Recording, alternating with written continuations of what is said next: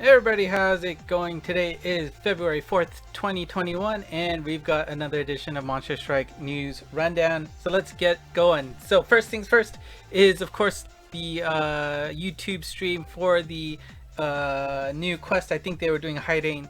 Obviously went successful, so as a reward we get some half stamina days for these quests.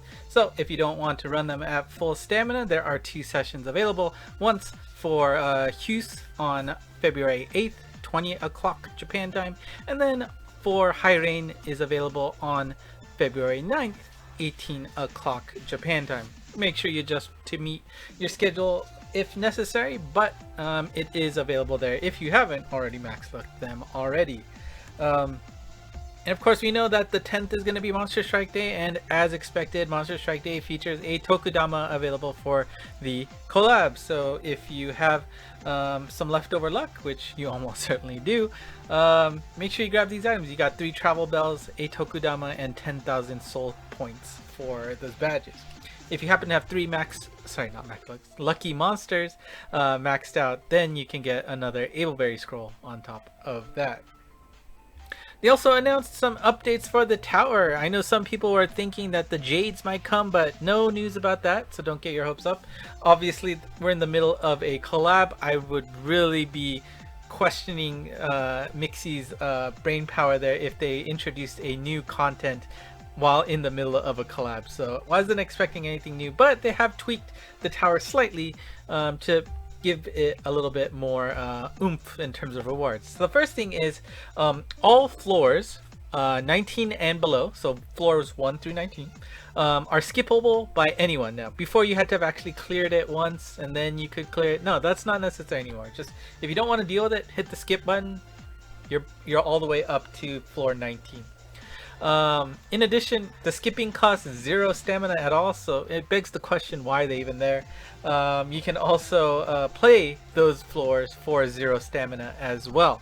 So, hey, I mean I guess that's a cool update. I'm not sure what they're doing with that. That might be a foreshadowing of things to come, but there it is.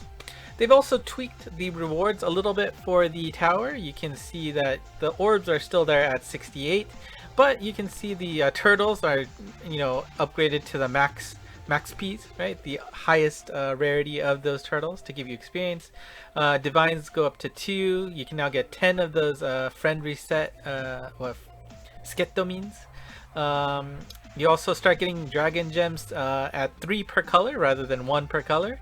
And then just some new items overall. So you can see, I guess, that king attack Morling goes away, but instead we get an Ableberry scroll, a Waku Waku stick, and 2 Insta Ascend items, which is absolutely worth it. So that's definitely a good sign of things to come. And you can see the reverse tower has been buffed a little bit. The orb count has been updated here from 25 to 30. One of those level scrolls have been transformed into another Ableberry scroll instead. And you can also get 2 Waku Waku Mins and a Transcension item. I'm sure they will go over which floors are being updated in specifics in terms of the reward, but just maybe a little bit more motivation to go and finish those levels. They also announced that the next Shin Insidious, the Chokyukyoku stages featuring Shin Urashima Taro. Looking very sharp there. He will have his first appearance coming on February 10th. And of course, as is always the case, you need to clear the lower difficulty first before you are able to take on the higher difficulty, which is, staged as one of the more harder stages in the game. I still haven't finished a good majority of the previous Shin monsters at all. But you can see that the lower difficulty Kyukyoku is available from 19 o'clock to 22 o'clock, and then the harder difficulty will be available starting at 21 o'clock Japan time. Make sure you adjust to meet your time zones. Also, they had a little cut in there, and we have the appearance of Tachikawa Kei showing up from the World Trigger collab. He is going to be a hidden quest, and what I mean by that is his quest is not going to be in the schedule at all. You can't set it up for a recurring reminder, nor can you see it in the schedule straight up. You're gonna have to check in on when it's available for you. And they also did note here that let's see, where's my mouse? No, you can't see my mouse. You can see that, well, in the Japanese right there at the end, that it's gonna be different per user. User ごとに出現時間が異なるぞ。も異なるぞ。So each person may have a different time slot in which Tachikawa shows up. So do keep that in mind. Just because somebody else has it does not mean you will necessarily have it available as well. We don't know how many groups they're splitting it up in, but interesting division. Also, do note that this quest will feature all monsters having plus 99 luck, which means you have no necessity to bring any max luck monsters. Just bring the strongest monster you have to take down Tachikawa here. The quest starts February 5th at some time during the day. I'm sure it's going to be closer towards the afternoon, evening hours, just so people have an opportunity to play it, but who knows. Again, this is going to be a secret hidden quest, so you're not going to see any warning about it. It'll just be in your event list. You're going to have to check up on it and play when it's there. There's also a special mission. Like I said, the other Visa Chokyukyoku quest has a mission that you can complete to get a badge. Tachikawa's stage also has something similar, and the requirements here is to clear that quest using 3 or more non-gacha monsters. You know, when you can search for them, there's premium gacha, and then the other option says sonota. Basically means they're not from a gacha. So it's going to be an interesting challenge, I think.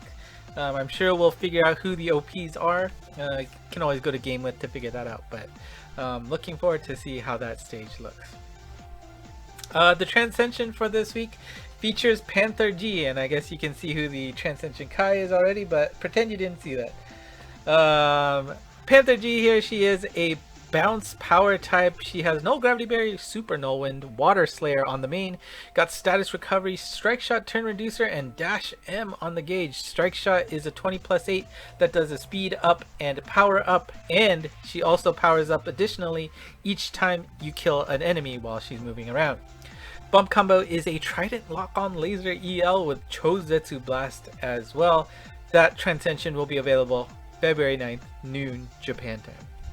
And you probably saw it already, the Transcension Kai for February is going to be Athena, and that art looks quite beautiful. Athena's stats here, we've got a bounce super balance type. She has null magic circle, fire resist M, and gauge has null block. Her connect skill is super null damage wall along with a bump combo boost M, and the requirement here is a new one. One monster in the team must have speed of 450 or more, or your total team luck is at least 100. Interesting requirement here. I think this is a first in terms of pinpointing to a speed, but 450 is maybe a little bit difficult, but I think they're saying like bakers and I forget who else they were saying is viable, you know, teammates for Athena. So at least it's there. Hopefully you have them. We'll see how difficult it is to find buddies that do cross that 450 threshold. The strike shot is same as we know it. You know, speed up, power up, and then throws a shield at the closest enemy and it bounces around. 12+8 turns for that strike shot. The bump combo is an energy circle L and Chozetsu blast on the sub. Of course, since it's a Transcension, they're basically full-fledged power there. Again, releases at the same time as Panther G, not December 9th, that's February 9th. Pretend that says February. Is it even 9th? Yeah, February, so. I wonder if anybody else noticed that. Of course, we know Athena does have a Valentine's version, so if you are lucky enough to pull that, you get this beautiful art, which I think looks very nice. And of course, a small note that she does retain her alternate energy circle, which is the heart energy circle. Instead of being a circle, it's a heart. So, surprise. She does retain that, which is really nice to see. And I think we're basically it. Here are the next week's lucky monsters. You can see Arcadia is there, which is an interesting addition to the crew. You got the Konotori milk there. as the the New Year farmable to be the one of the lucky mons. So I know I get one at least. And that's it. Next news is going to be one day earlier than usual on February 10th. So make sure you pay attention to that. Hopefully I don't forget either. But we've got Monster Strike news then. And that's it. If you have any questions, let me know in the comments below. Be more than happy to answer them for you. Otherwise, if you like what you saw, like, subscribe. I already said leave a comment.